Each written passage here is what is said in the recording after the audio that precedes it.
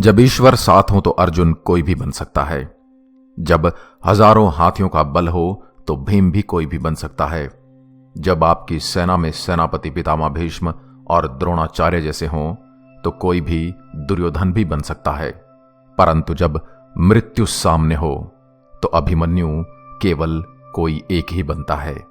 आज हम आपको उस विषय के बारे में बताएंगे जब अभिमन्यु ने कोई भी रास्ता न देखकर चक्रव्यूह में जाने का प्रण लिया और अपने तात श्री युधिष्ठिर से आज्ञा ली। बहुत सारे लोग सिर्फ इतना ही जानते हैं कि अभिमन्यु एक चक्रव्यूह में घुस गया और बहुत सारे योद्धाओं ने उसे घेर कर मार डाला, परंतु ऐसा नहीं है। अभिमन्यु ने जिस चक्रव्यूह में प्रवेश किया था उसमें प्रवेश करना ही अपने आप में एक बहुत बड़ी उपलब्धि थी।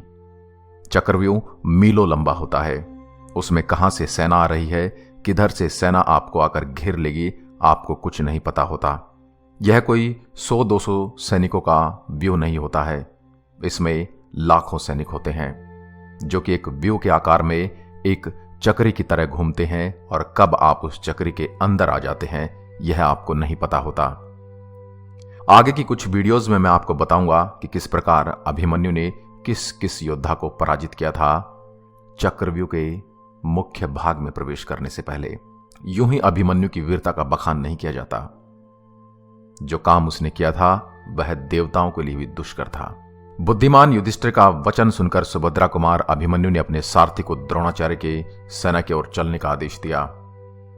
राजन, चलो चलो, ऐसा कहकर अभिमन्यु ने बारंबार प्रेरित करने पर सारथी ने उससे इस प्रकार कहा, आयुष्मान, पांडवों ने आपके ऊपर बहुत बड़ा भार रख दिया है। पहले आप क्षण भर रुककर बुद्धिपूर्वक अपने कर्तव्य का निश्चय कर लीजिए, उसके बाद युद्ध कीजिए। द्रोणाचार्य अस्त्र विद्या के विद्वान हैं और उत्तम अस्त्रों के अभ्यास के लिए उन्होंने विशेष परिश्रम किया है। इधर आप अत्यंत सुख एवं लाड़ प्यार में पले हैं, युद्ध की कला में आप उनके जैसे विज्ञ नहीं हैं।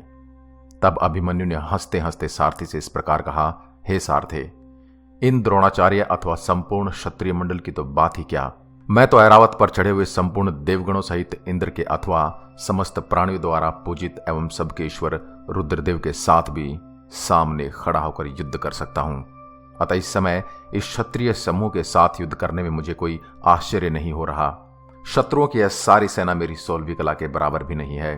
हे सूतनंदन, विश्व विजयी विष्णु रूपम मामा श्री कृष्ण को तथा पिता अर्जुन को भी युद्ध में विपक्षी के रूप में सामने पाकर मुझे भय नहीं होगा। अभिमन्यु ने सारथी के पूर्वोक्त कथन की अवहेलना करके उससे बस यही कहा, तुम शीघ्र द्रोणाचार्य की सेना की ओर चलो। तब सारथी ने सुवर्णमय आभूषणों से भूषित तथा 3 वर्ष की अवस्था वाले घोड़ों को शीघ्र आगे बढ़ाया। उस समय उसका मन अत्यधिक प्रसन्न नहीं था। सारथी सुमित्र द्वारा द्रोणाचार्य की सेना की ओर हांके हुए वे घोड़े महान वेगशाली और पराक्रमी द्रोण की ओर दौड़े। अभिमन्यु को इस प्रकार आते देख द्रोणाचार्य आदि कौरव वीर उनके सामने आकर खड़े हो गए और पांडव योद्धा उनका अनुसरण करने लगे। अभिमन्यु के ऊंचे एवं श्रेष्ठ ध्वज पर कर्णिकाकार का चिन्ह बना हुआ है। उसने स्वर्ण का कवच धारण कर रखा था। वह अर्जुन कुमार अपने पिता अर्जुन से भी श्रेष्ठ वीर था। जैसे सिंह का बच्चा हाथियों पर आक्रमण करता है, उसी प्रकार अभिमन्यु ने युद्ध की इच्छा से द्रोण आदि महारथियों पर धावा किया। अभिमन्यु 20 पग ही आगे बढ़े थे कि सामना करने के लिए उद्धत हुए द्रोणाचार्य आदि योद्धा उन पर प्रहार करने लगे। उस समय उस सैन्य सागर में अभिमन्यु के प्रवेश करने से 2 घड़ी तक सेना की वही दशा रही जैसे कि समुद्र में गंगा के भंवरों से युक्त जलराशि के मिलने से होती है। राजन, युद्ध में तत्पर हो एक दूसरे पर घातक प्रहार करते हुए उन शूरवीरों में अत्यंत दारुण एवं भयंकर संघर्ष होने लगा। वह अति भयंकर संग्राम चल ही रहा था कि द्रोणाचार्य के देखते देखते अर्जुन कुमार अभिमन्यु व्यूह तोड़कर भीतर घुस गए। अभिमन्यु का पराक्रम अचिंत्य था। उसने बिना किसी घबराहट के द्रोणाचार्य के अत्यंत दुर्जय एवं दुर्धर्ष सैन्य व्यूह को भंग करके उसी के भीतर प्रवेश किया था। व्यूह के भीतर घुसकर शत्रु समूह का विनाश करते हुए महाबली अभिमन्यु को हाथों में अस्त्र शस्त्र लिए गजारोही, अश्वरोही, रथी और पैदल योद्धाओं के भिन्न भिन्न दलों ने चारों ओर से घेर लिया। नाना प्रकार के बाग्यों की ध्वनि, कोलाहल, ललकार, गर्जना, हुंकार, सिंहनाद, ठहरो ठहरो की आवाज और घोर हल्लाहल शब्द के साथ, न जाओ, खड़े रहो, मेरे पास आओ, तुम्हारा शत्रु तो मैं यहां हूं, इत्यादि बातें बारंबार करते हुए वे वीर सैनिक हाथियों के चिंगाड़, घुंघरुओं की झुनझुन, अट्टहास, हाथों की ताली के शब्द तथा पहियों की घरघराहट से भारी वसुधा को गुंजाते हुए अर्जुन कुमार पर टूट पड़े। राजन, महाबली वीर अभिमन्यु शीघ्रतापूर्वक युद्ध करने में कुशल, जल्दी जल्दी अस्त्र चलाने वाला और शत्रुओं के मर्म स्थानों को जानने वाला था। वह अपनी ओर आते हुए शत्रु सैनिकों का मर्म भेदी बाणों द्वारा वध करने लगा। नाना प्रकार के चिन्हों से सुशोभित पैने बाणों की मार खाकर वे बहुसंख्यक कौरव वीर विवश हो धरती पर गिर पड़े, मानो ढेर के ढेर पतिंगे जलती आग में पड़ गए हों। जैसे यज्ञ में वेदी के ऊपर कुश बिछाए जाते हैं, उसी प्रकार अभिमन्यु ने तुरंत ही शत्रुओं के शरीरों तथा विभिन्न अवयवों के द्वारा सारी रणभूमि को पाट दिया। महाराज, अर्जुन कुमार अभिमन्यु ने अपने सहस्रों सैनिकों की उन भुजाओं को तुरंत काट डाला जिनमें मनोहर सुगंध युक्त चंदन का लेप लगा हुआ था। वीरों की उन भुजाओं में गोह के चमड़े से बने हुए दस्ताने बंधे हुए थे। धनुष और बाण शोभा पाते थे। किन्हीं भुजाओं में ढाल, तलवार, अंकुश और बागडोर दिखाई देती थी। किन्हीं में तोमर और फरसे शोभा पाते थे।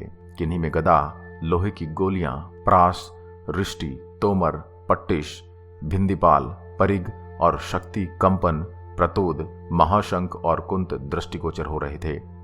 किन्हीं किन्हीं भुजाओं ने शत्रुओं की चोटियां पकड़ रखी थी। किन्हीं में मुदगर फेंकने योग्य अनान्य अस्त्र, पाश, परिग तथा प्रस्त्र खंड दिखाई देते थे। वीरों की वे भुजाएं केयूर और अंगद आदि आभूषणों से विभूषित थी।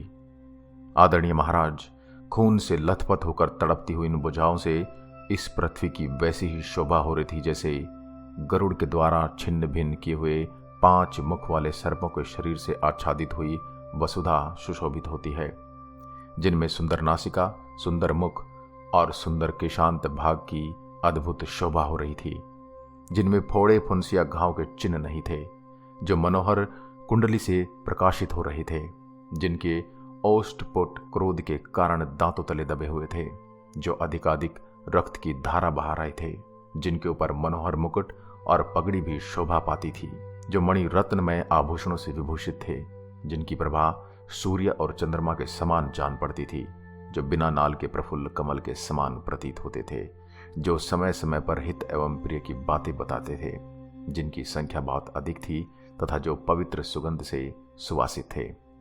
शत्रुओं के उन मस्तकों द्वारा अभिमन्यु ने वहां की सारी पृथ्वी को पाट दिया। इसी प्रकार अभिमन्यु अपने बाणों से शत्रुओं के गंधर्व नगर के समान विशाल तथा विधिपूर्वक सुसज्जित बहुसंख्यक रथों के टुकड़े टुकड़े करता हुआ संपूर्ण दिशाओं में दृष्टिगोचर हो रहा था। उन रथों के प्रधान ईशादंड नष्ट हो गए थे, त्रिवेणु चूर चूर हो गए थे, स्तंभ दंड उखड़ गए थे, उनके बंधन टूट गए थे, जंगा और कुबर टूट फूट गए थे, पहियों के ऊपरी भाग और अरे चौपट कर दिए गए थे, पहिए रथ की सजावट के समान और बैठकें नष्ट भ्रष्ट हो गई थी, सारी सामग्री तथा रथ के अवयव चूर चूर हो गए थे, रथ की छतरी और आवरण को गिरा दिया गया था तथा उन रथों के समस्त योद्धा मृत्युलोक से प्रस्थान कर गए थे। इस तरह सहस्त्रों रथों की धज्जियां उड़ गई थी। रथों का संहार करके अभिमन्यु ने पुनः तीखी धार वाले बाणों द्वारा शत्रुओं के हाथियों, गजारोहियों, उनके झंडों, अंकुशों, ध्वजाओं, तुणीरों, कवचों, रस्सों, कंठाभूषणों, झूलों, घंटों, सूंडों, दांतों, छत्रों, मालाओं और पाद रक्षकों को भी काट डाला। राजन, आपके वनायुज पर्वतीय कंबोज तथा भ्रलिक देशीय क्षेत्र के श्रेष्ठ घोड़ों को, जो पूंछ, कान और नेत्रों को निश्चल करके दौड़ने वाले, वेगवान और अच्छी तरह सवारी का काम करने वाले थे, इनके ऊपर शक्ति, रिष्टि एवं परास द्वारा युद्ध करने वाले सुशिक्षित योद्धा सवार थे। घराशायी करता हुआ अकेला वीर अभिमन्यु एकमात्र भगवान विष्णु की भांति अचिंत्य एवं दुष्कर कर्म करके बड़ी शोभा पा रहा था। उन घोड़ों के मस्तक और गर्दन के चमर के समान बड़े बड़े बाल और मुख बाणों के आघात से नष्ट हो गए थे। वे सब के सब घायल हो चुके थे। कितने ही अश्वों के सिर छिन्न भिन्न होकर बिखर गए थे। कितनों की जीवा और नेत्र बाहर निकल आए थे। आंत और जिगर के टुकड़े टुकड़े हो गए थे। उनके सबके सवार मारे डाले गए थे। उनके गले के घुंघरू कटकर गिर गए थे। वे घोड़े मृत्यु के अधीन होकर मांस भक्षी प्राणियों का हर्ष बढ़ा रहे थे। उनके चमड़े और कवच टूक टूक हो गए थे और वे मलमूत्र तथा रक्त में डूबे हुए थे। जैसे महान तेजस्वी त्रिनेत्रधारी भगवान रुद्र ने असुरों की सेना को मथ डाला था, उसी प्रकार अभिमन्यु ने रथ, हाथी और घोड़े, इन 3 अंगों से युक्त आपकी विशाल सेना को रोंद डाला। इस प्रकार अर्जुन कुमार अभिमन्यु ने रण क्षेत्र में शत्रुओं के लिए असहाय पराक्रम करके आपके पैदल योद्धाओं के समूह का सभी प्रकार से विनाश कर दिया था। जैसे कार्तिकेय ने असुरों की सेना को नष्ट भ्रष्ट कर दिया था, उसी प्रकार एकमात्र सुभद्रा कुमार अभिमन्यु ने अपने तीखे बाणों द्वारा समस्त कौरव सेना को अत्यंत छिन्न भिन्न कर डाला था। यह देख आपके पुत्र और सैनिक भयभीत हो दसों दिशाओं की ओर देखने लगे। उनके मुख सूख गए थे, नेत्र चंचल हो उठे थे, सारे अंगों में पसीना हो आया था और उनके रोंगटे खड़े हो गए थे। अब वे भागने में उत्साह दिखाने लगे। शत्रुओं को जीतने के लिए उनके मन में तनिक भी उत्साह नहीं रहा। वे जीवन की इच्छा रखकर अपने अपने सगे संबंधियों के गोत्र और नाम का उच्चारण करके एक दूसरे के लिए क्रंदन कर रहे थे।